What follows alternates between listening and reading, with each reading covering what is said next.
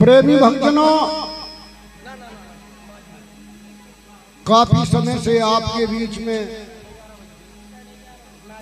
आना जाना लगा रहता है। साल 2 साल में 2-4 बार भी प्रोग्राम हो जाते हैं। आप लोगों ने बड़ा भाव किया और उस भाव के लिए हम आपके और आपके बच्चों के भी आभारी हैं।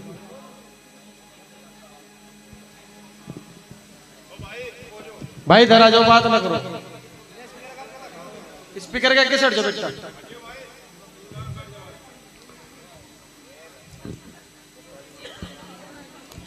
ये महामारी का जागरण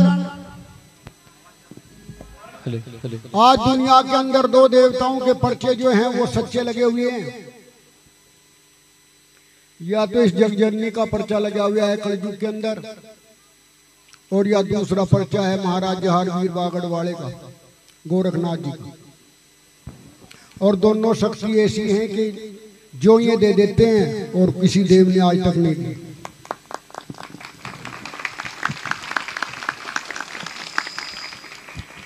इस मां के अनेक रूप हुए, एक रूप नहीं अनेक रूपों में। सतयुग में सती के नाम से अवतार हुआ, भगवान शिव को परनाई गई। त्रेता में सीता माता के रूप में आई, वही जगजननी मां है। रूप अनेक है लेकिन वो शक्ति एक। प्रेमियों, उस समय का एक भजन है कि त्रेता युग के अंदर जिस समय सीता जी का स्वयंवर हो रहा था, महाराज राजा जनक ने देश देश के राजाओं पर पत्रिका भिजवाई, लेकिन एक बड़ा गूढ़ विषय है कि महाराज दशरथ चक्रवर्ती सम्राट होते हुए भी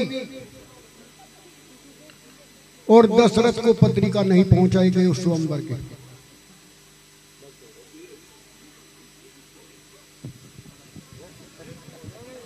भगवान राम और लक्ष्मण जो थे गुरु विश्वामित्र के यज्ञ की रक्षा करने के लिए आए हुए थे जंगल बियाबान में, और उधर स्वयंवर की तैयारी होगी। तो महाराज विश्वामित्र पर निमंत्रण पहुंच जाता है कि महर्षि आप भी स्वयंवर में आकर के दर्शन करें। तो विश्वामित्र जी ने भगवान राम और लक्ष्मण से कहा कि बेटा आप भी हमारे साथ स्वयंवर में चलो। स्वयंवर में पहुंच गए तो देश देश के राजा महाराजा आए हुए थे, लेकिन भगवान की माया के उस धनुष को हिला तक न सका कोई भी। बड़े बड़े अभिमानियों का अभिमान चूर किया परमात्मा ने, क्योंकि भगवान की जो खुराक है वो सिर्फ अभिमान है। तो उस समय की पंक्ति लिखी है कवि ने, बड़ा अच्छा वर्णन किया है किस प्रकार से भगवान राम उस धनुष का भंजन करते हैं, कैसे सीता माता से नाता जोड़ते हैं। उस समय का भजन है। जननी जन तो भगत जन और जनदाता सूर, और नहीं तो माता बांजरो काहे गवावे नो। ए माँ, औलाद को जन्म दे तो तेरे बेटे के अंदर 3 गुण होने चाहिए। ये मेरी बहन बेटियों के लिए है शिक्षा इस सत्संग के अंदर। औलाद को जन्म दो तो उसके अंदर 3 गुण होने चाहिए। ये माँ का कर्तव्य है, अपनी औलाद को किस मार्ग पर लेकर के जाती है, क्योंकि माँ जो होती है बच्चे का पहला गुरु होती है।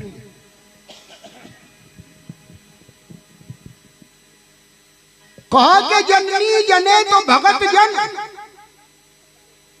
ऐसी औलाद को जन्म दे जो तेरा बेटा भगवान का भक्त हो, तेरे दोनों कुलों का उद्धार करेगा, तेरे पीहर तक का भी उद्धार कर देगा। और अगर अपने बेटे को भगत ना बना सके भगवान का, तो उसको फिर सूरवीर बना दो। सूरवीर किसको कहते हैं? सूरवीर उसको नहीं कहते जो अपने से कमजोर को गांव से निकाल दे, उसको सूरवीर नहीं कहते। सूरवीर उसको कहते हैं अगर किसी बहन बेटी की लाज लुटती हो, अपने प्राणों की बाजी लगा करके उसकी लाज को बचा दे, उसको सूरवीर कहते हैं। अपने बेटे के अंदर वो गुण पैदा कर। और अगर किसी कारण से तू सूरवीर भी ना बना सका अपनी औलाद को, तो उसको दानवीर जरूर बना। दानवीर कैसा हो? जैसा कि राजा कर्ण महाभारत के युद्ध में घायल अवस्था में पड़ा हुआ भगवान कृष्ण अर्जुन को साथ लेकर के पहुंच जाते हैं ब्राह्मण का रूप धारण करके कि चलो आज इस पृथ्वी से एक दानवीर उठा चला जा रहा है, उसको आप आखिरी बार आपके दर्शन करा। जाकर के भगवान कृष्ण ने कहा कि हे राजन, हम आपसे दान की याचना करने के लिए आए। तो कर्ण ने कहा कि हे भगवान, आप अंग देश में चले जाओ, वहां महारानी से कह देना जितना भी सोना आपको चाहेगा उतना ही सोना ले लेना। भगवान कृष्ण ने कहा हम तेरे नौकर लगने के लिए नहीं आए कि यहां से अंग देश में जाए। नहीं देना तो मना कर दे कि नहीं दूंगा। राजा कर्ण ने कहा ये तो अपने जीवन में मैंने नहीं सीखा कि मैं नहीं दूंगा। एक काम करो, मेरे से चला नहीं जाता, एक पत्थर का टुकड़ा उठा कर मुझे दे दो। कि क्या करेगा? कि ये तो मेरी इच्छा में क्या करेगा कि हम नहीं उठा सकते। घायल कर्ण ने सरकते हुए पत्थर का टुकड़ा उठाया, उठा करके अपने दांतों पे दे मारा, दांत तोड़ दिए। और दांतों में जो सोना लगा हुआ था कहने लगा कि लो महाराज। कृष्ण ने कहा यह अशुद्ध हो गया, झूठा है, ये नहीं लेंगे। एक हाथ से निशाना लगाया, एक पैर के अंगूठे से धनुष तान दिया और धरती माता में बाण मार करके जल की फुहार निकली, उससे शुद्ध कर दिया कि लो महाराज जी दानवीर करे तो ऐसा पैदा कर। और अगर तीनों गुणों में एक भी गुण तेरी औलाद के अंदर नहीं है तो इससे तो तू बांझ अच्छी है, क्योंकि अपनी जवानी बर्बाद मत कर। क्या कहा कवि लोगों ने, कितना सुंदर वर्णन किया। सभी को मेरे साथ बोलना है, बड़ा साधारण भजन है। हाँ, अरे भूमंडल और गगन मंडल में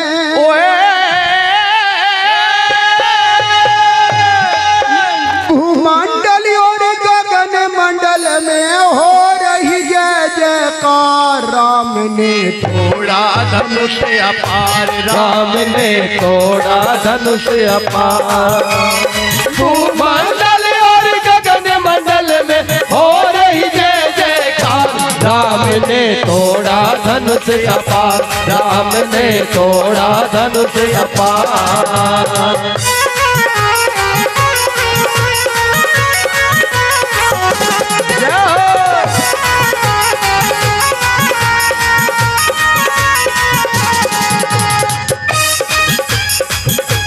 क्या करने मास्टर जी?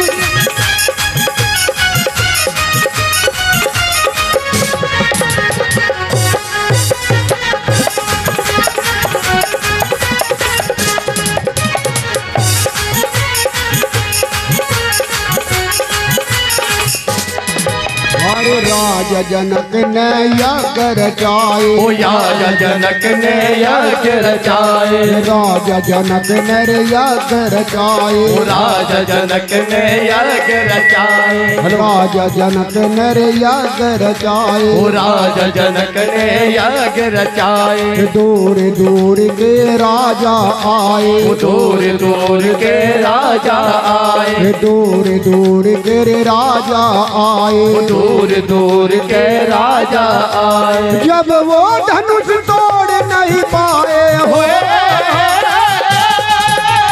जब वो धनुष तोड़ नहीं पाए, मन में जनक गए हाय। राम ने तोड़ा धनुष अपार, राम ने तोड़ा धनुष अपार। भूमंडल और गगन मंडल में हो रही जय जयकार। राम ने तोड़ा धनुष अपार, अपार, राम ने तोड़ा धन से अपार।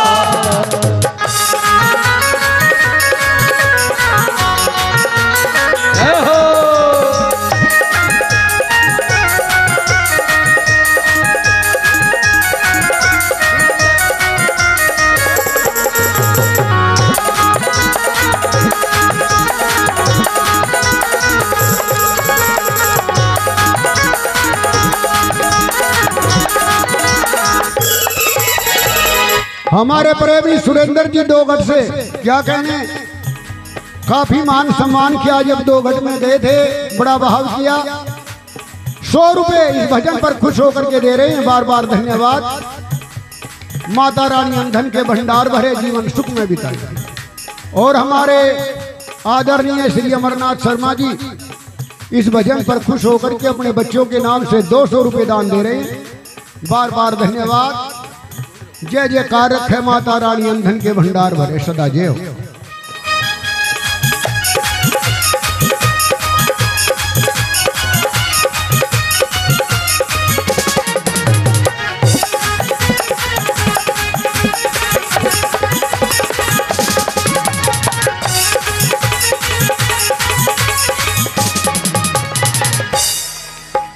जिस समय बड़े बड़े राजाओं ने कोशिश की धनुष उठाने की, लेकिन हिला तक नहीं सके, तो महाराज राजा जनक मन में बड़ी चिंता करने लगे कि मैंने ये स्वयंवर की शर्त ही क्यों रखी।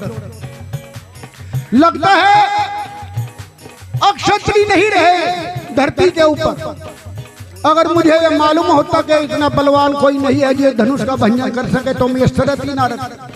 लगता है मेरी लड़की कुंवारी रह जाएगी, इसकी शादी नहीं होगी। इतनी बात सुनी तो लखनलाल खड़े हो गए और लखनलाल ने खड़े होकर के कहा कि हे महाराज, क्या नाम भाई,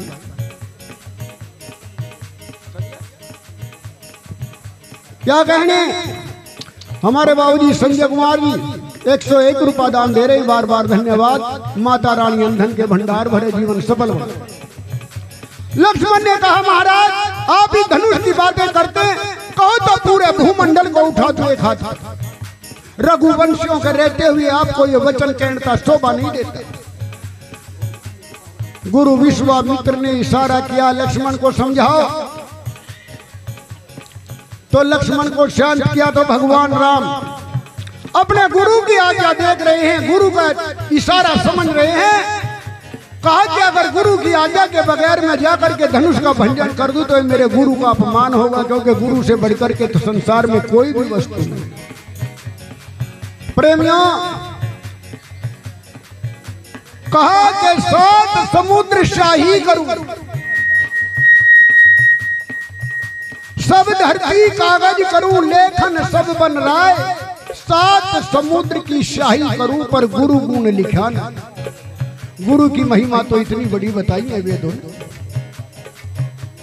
हरे विश्वामित्र तब आजादी, विश्वामित्र मुनि महाज्ञानी, विश्वामित्र मुनि महाज्ञानी, विश्वामित्र मुनि महाज्ञानी। बोले राम से मीठी वाणी, बोले राम से मीठी वाणी, बोले राम से मीठी वाणी, बोले राम से मीठी वाणी। उठो राम इस धनुष को तोड़ो हो,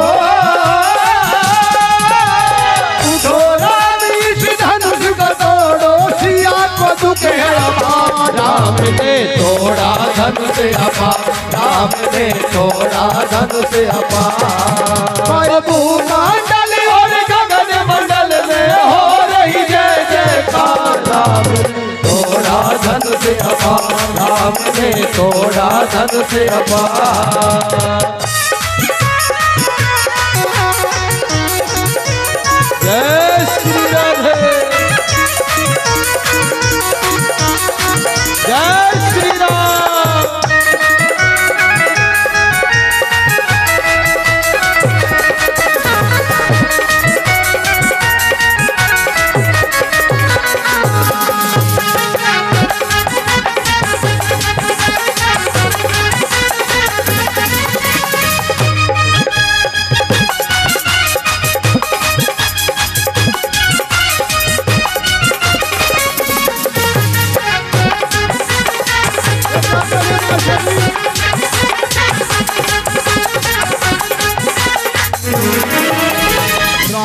उठे गुरु चरण सिरनाया, राम उठे गुरु चरण सिरनाया, राम उठे गुरु चरण सिरनाया, राम उठे गुरु चरण सिरनाया। फिर धनुष को हाथ लगाया, फिर धनुष को हाथ लगाया, फिर धनुष को रे हाथ लगाया, फिर धनुष को रे हाथ लगाया। तोड़ धनुष के टुकड़े करके हो, तोड़ धनुष के टुकड़े करके दिया जमीन पे। राम ने तोड़ा धन से अपार, राम ने तोड़ा धन से अपार। भूमंडल और गगन मंडल में हो रही जय जयकार। राम ने तोड़ा धन से अपार, राम ने तोड़ा धन से अपार।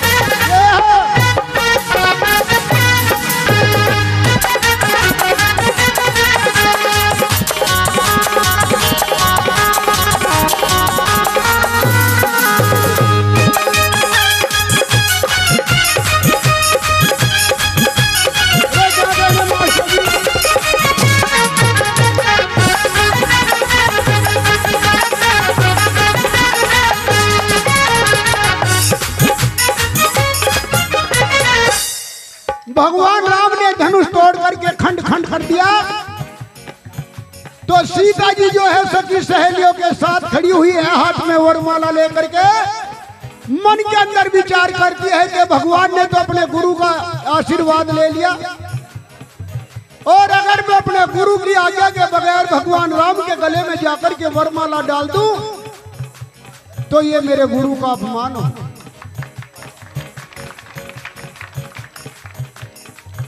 चारों तरफ देख रही है सीता जी, महाराज राजा जनक की बराबर में श्री मांगे राम जी 100 रुपए दे रहे हैं, बार बार धन्यवाद। माता रानी धन के भंडार भरे और 10 रुपए एक प्रेमी भक्त गुप्त रूप से दान दे रहे हैं, बार बार धन्यवाद। जय जयकार रखे गुरु महाराज। तो सतानंद सीता के कुलगुरु महाराज जनक की बराबर में बैठे हुए सीता जी की तरफ को देखते कि सीता जी मेरी आज्ञा चाहती है। गुरु और चेले का क्या भाव होना चाहिए? गुरु किसको कहते हैं, चेला किसको कहते हैं? गुरु नाम उसको है जो अंधकार को मिटा करके जीव को प्रकाश में ला करके खड़ा कर दे, उसको गुरु कहते हैं। गुरु शब्द 2 अक्षरों से बना है भाइयों, गु जमारू। गु माने अंधकार और रू माने रोशनी। और कहा है कि गुरु करिए जान के और पानी पिए छान के। जब तक गुरु के बारे में यह पता ना हो कि गुरु इस लायक है, गुरु बनाने लायक है या नहीं है, तब तक गुरु नहीं बनाना चाहिए। आज हमारा समाज पढ़ा लिखा समाज एक दूसरे की पूंछ पकड़ के चल रहा, चाहे जो ओढ़ में लेगा बढ़ जो अगला कोई। मैं नहीं मानता कि समाज पढ़ा लिखा है। इनसे अच्छा हमारे बुजुर्ग रह गए जो अनपढ़ थे, उन्होंने अपने घर के कार्य किए, अपने बुजुर्गों की सेवा करी खाट पर बैठा करके। और आज हमारा समाज पढ़ा लिखा हो करके घर के धंधे छोड़ करके कहां जा रही? मैं तो सत्संग में जा रही। सत्संग में चली गई, मेहमान 2 आ गए, सिर में दर्द हो गया, मेरे पे नहीं पोई जाने की रोटी गैर टेम हो गया, होटल पता मंगवा ले। वैसे जा रही सत्संग में रोजाना। और फिर क्या काम है? मैं तो गई ना गुरु के डेरे में, मैं तो रहेगी रोज अंधेरे में। वे गाँव है हरे सतानंद तब आज्ञा दीनी, सतानंद तब आज्ञा दीनी, राम पास सीता चल दीनी, राम पास सीता चल दीनी, सतानंद तब आज्ञा दीनी, सतानंद तब आज्ञा दीनी, राम पास सीता चल दीनी, राम पास सीता चल दीनी। फिर सिया ने वो वरमाला हो, फिर सिया ने वो वरमाला धैर्य राम को, राम ने तोड़ा धन से अपार, राम ने तोड़ा धन से अपार।